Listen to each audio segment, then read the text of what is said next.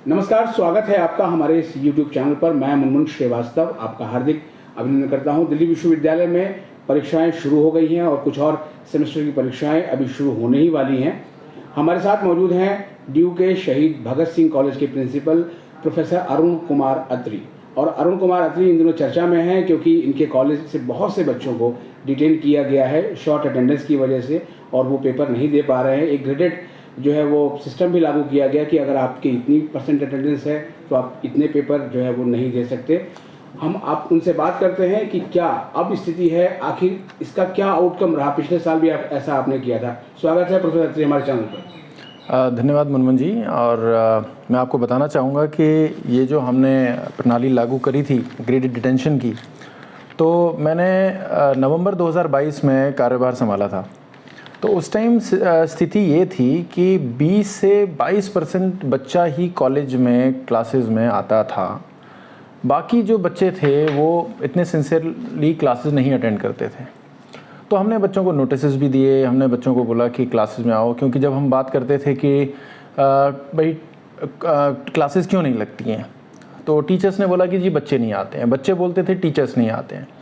तो हमने ये इंश्योर किया कि टीचर्स अपनी क्लास में जाएं, और टीचर्स ने बड़ा सपोर्ट किया। और इस चीज़ के लिए टीचर्स ने इवन ट्यूटोरियल्स और लेक्चर्स में भी बड़े टाइम से टीचर्स जाने लगे। लेकिन फिर ये जो समस्या आई कि फिर बच्चे नहीं आ रहे थे।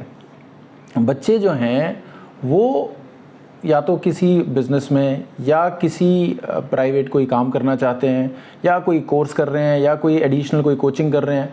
वो कॉलेज में उनको लगता था कि कॉलेज तो हम साथ बाय साथ हमारे जो है ना डिग्री ऐसे ही मिल जाएगी और हमें आने की ज़रूरत नहीं है।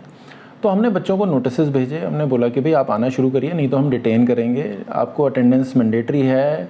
कोई भी देखिए, इसका मतलब ये होता है कि अगर आप क्लासेस रेगुलरली अटेंड नहीं कर रहे हैं, यही कमाल की बात यह है कि ये बच्चे जब स्कूल में होते हैं तो बहुत सिंसियरली क्लासेस अटेंड करते हैं, और जब कॉलेज में आते हैं तो एकदम से चेंज हो जाता है। तो अगर आप किसी इंस्टीट्यूशन में क्लासेस नहीं अटेंड कर रहे हैं तो इसका मतलब है कि आप एग्ज़ाम के लिए तैयार नहीं हैं, आप उस इंस्टीट्यूशन का एग्ज़ाम ख़राब करेंगे। तो इसीलिए इंस्टीट्यूशन को पूरा राइट है आपको डिटेन करने का। मैं आपको एक डेटा देता हूँ कि जब ये 22 से 25% बच्चे जो कॉलेज में अटेंड कर रहे थे, जब हमने पहली बार डिटेन किया, उसके बाद first year, second year, third year तीनों में हमने डिटेन किया था। ग्रेडेड डिटेंशन लागू किया था। मैं आपको बताऊंगा कि ग्रेडेड का लॉजिक क्या था और वो ऐसा क्यों किया।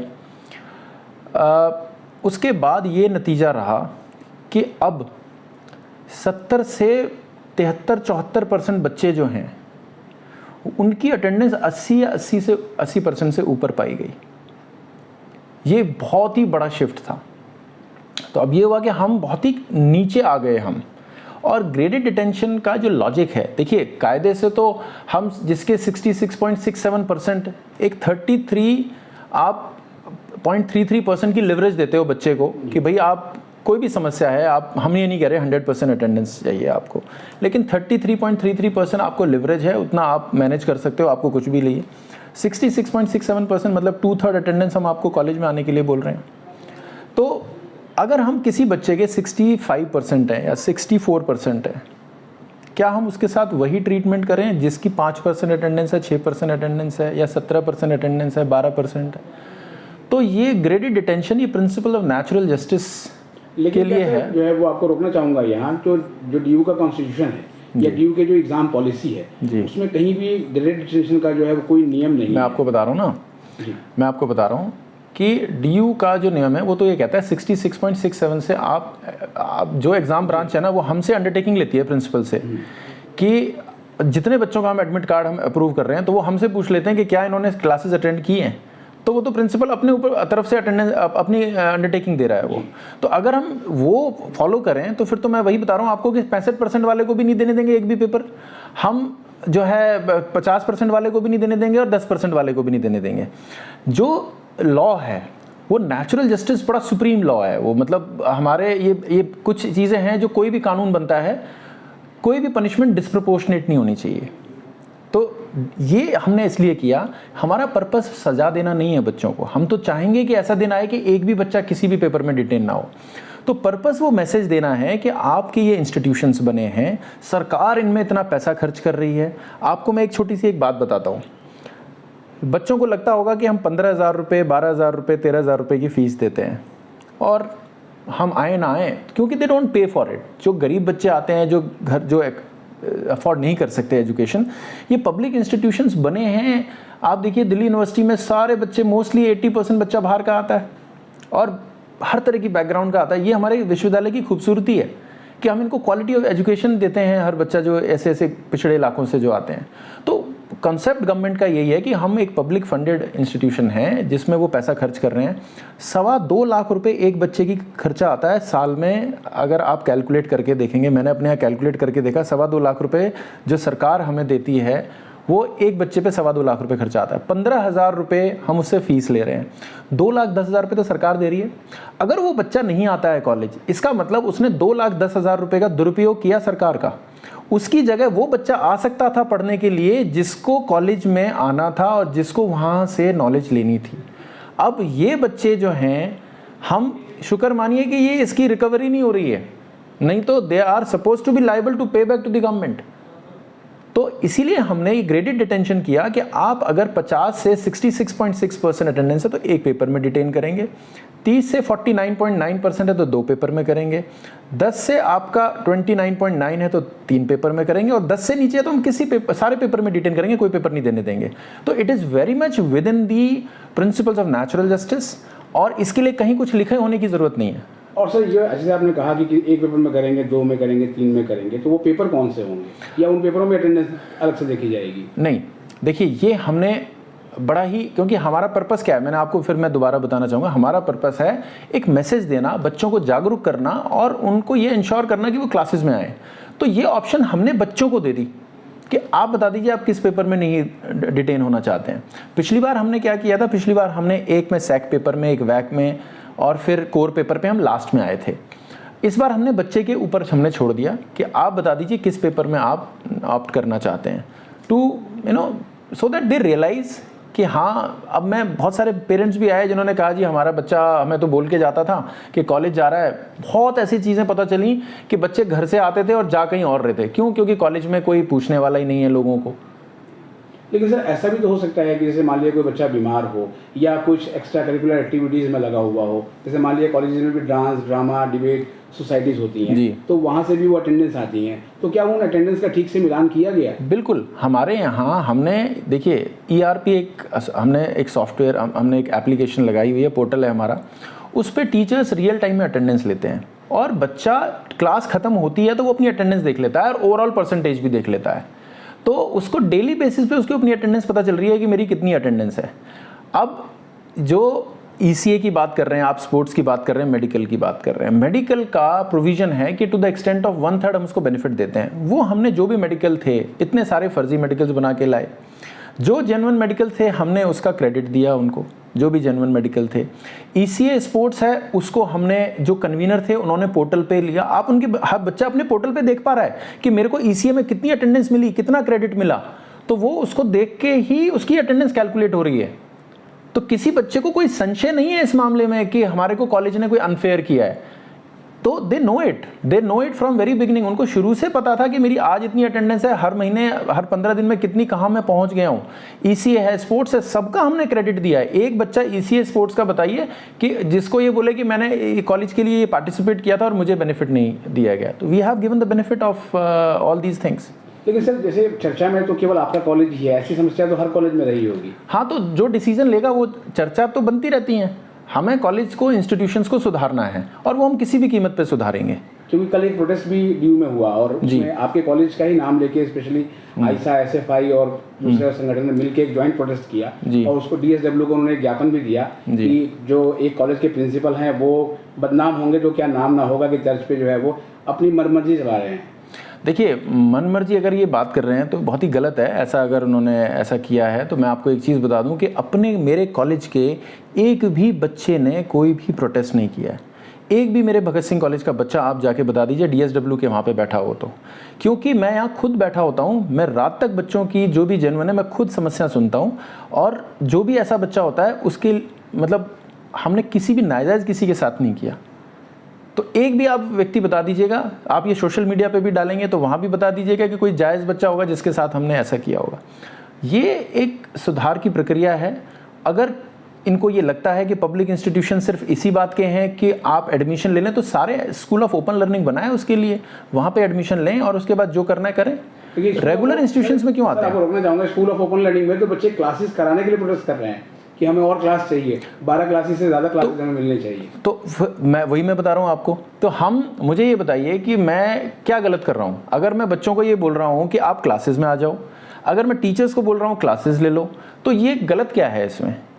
सरकार इतना पैसा खर्च कर रही है इस चीज़ों के ऊपर, तो मैं तो सिर्फ ये कह रहा हूँ कि जो जिसका राइट बनता है, जो डिजर्विंग कैंडिडेट्स हैं, जो ये फैसिलिटीज़ जो गवर्नमेंट की जो हैं वो इनको मिलनी चाहिए, उनको दिलाना चाहते हैं हम।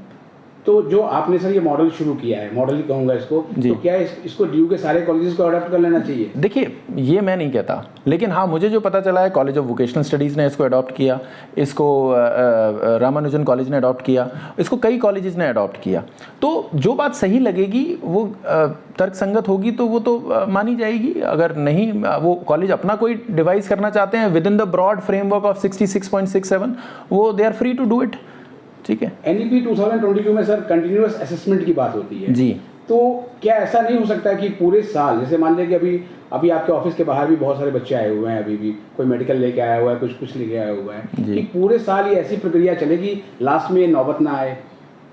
नहीं, देखिए, मैंने बताया ना आपको, ये बच्चे जो हैं, कुछ बच्चे ये हैंडफुल हैं जो बिल्कुल इग्नोरेंट हैं, जो ये सोचते हैं कि हमें जाने की ज़रूरत ही नहीं है, पेरेंट्स भी उनसे परेशान हैं। ऐसी हमारे यहाँ तो शुरू से प्रक्रिया बनाई हुई है कि बच्चा अपना मेडिकल जो भी है वो ERP पे ही अप्लाई कर सकता है कि मेरी ये समस्या हो गई है, वो सर्टिफिकेट अपना लगाए, जब वहाँ से डिस्चार्ज होके आए या कुछ भी आए उसको हम अप्रूव कर देते हैं। अब ये सोचो कि लास्ट में इसलिए आए हैं कि उनको लगा कि शायद हम निकल जाएंगे, शायद कॉलेज एक्शन ना ले, पिछली बार ले लिया था, इस बार शायद ना ले, तो वो घर में भी नहीं बताना चाहते, वो कहीं और भी नहीं बताना चाहते। अब जब पकड़े गए तो अब वो लेके ऐसे डॉक्यूमेंट्स बनवा के ला रहे हैं। बहुत सारे, मैं एक बच्चे को जानता हूँ जो डिटेन हुए हैं, जो इस तरह की चीज़ें लेके आए, and they have admitted in front of me कि जी हाँ, हमसे गलती हो गई, मैं ये झूठा बनवा लाया, कोई जॉन्डिस का बनवा लाया, कोई किसी का बनवा लाया, कोई किसी बनवा लाया। तो वो भी एक गलत चीज़ है ना। वो हम बच्चों को ये प्रमोट नहीं कर सकते कि आप इन चीज़ों से लेके निकल जाइए। पिछले साल की तुलना में सर इस साल जो है, चूँकि पिछले साल भी डिटेन किया आपने, इस साल भी किया, कितना गिरावट कितनी है? जी, ये मैं आपको बता रहा हूँ, ये कम से कम 50 से 60% गिरावट आई है। मैंने बताया ना, जब हमने डिटेन किया था उस टाइम 22 से 23% बच्चे जो थे वो 70 से 75-80% तक क्लासेज अटेंड करते थे।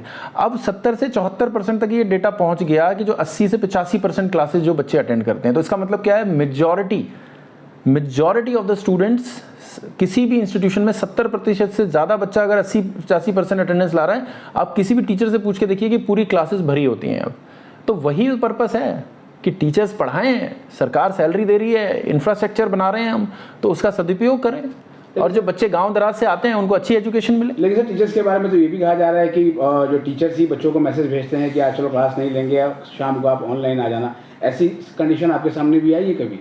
देखिए, ऐसा है, मैंने बिल्कुल सख्त इस चीज़ में, क्लासेस में ज़ीरो टॉलरेंस है हमारे कॉलेज में। अगर कोई टीचर जो अपने शेड्यूल टाइम टेबल पे अगर क्लास नहीं ले रहा है, वो लीव पे होगा।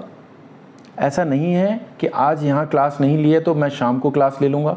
अगर कोई भी किसी ने ऑनलाइन क्लास के लिए बोला होगा तो वो एक्स्ट्रा क्लास होगी, बियॉन्ड क्लास होगी, अपने बियॉन्ड लेक्चर्स के जो हैं उसके अलावा टीचर्स, और मैं जानता हूँ ऐसे टीचर्स हैं जो अपने कोर्स को कंप्लीट कराने के लिए, जिन्होंने इतनी मेहनत की है, जो क्लासरूम में तो पढ़ाया ही पढ़ाया, और जैसे कोई इवेंट हुआ, उस दिन कोई क्लास नहीं हो पाई, इवेंट हुआ, तो फिर टीचर्स ने शाम को क्लास ली वो बच्चों की online. This is the level of sincerity. ये जो अटेंडेंस का सर इशू आ रहा है, क्या आप लगता है जैसे कोविड के बाद, जैसे OB शुरू हुआ था जी, और उसके बाद जो है चूँकि उसमें ऑनलाइन क्लासेस चलती थी, ये भी एक फैक्टर है? बिल्कुल है, ये बिल्कुल सही कह रहे हैं। कोविड के बाद जो ये हुआ, बिकॉज क्या हुआ, बहुत सारे बच्चों ने एडमिशन ले लिया, ऑनलाइन एडमिशन ले लिया, और उनको लगा कि भाई अब ऑनलाइन क्लासेस चलती रहीं तो आए नहीं, यहाँ शिफ्ट ही नहीं किया। बहुत सारे आउट स्टेशन स्टूडेंट्स थे, अब उन्होंने सोचा कि जी अब ये लास्ट के 1 साल बचा है, क्यों जाना वहाँ पे जाके, क्यों सेटअप करना, क्यों PG लेना, क्यों वहाँ पर करना, यहीं से चल जाए, टेस्ट देने वहाँ देने चले जाएंगे, एग्ज़ाम देने चले जाएंगे, असाइनमेंट देने चले जाएंगे, तो ऐसे ही काम चल जाएगा।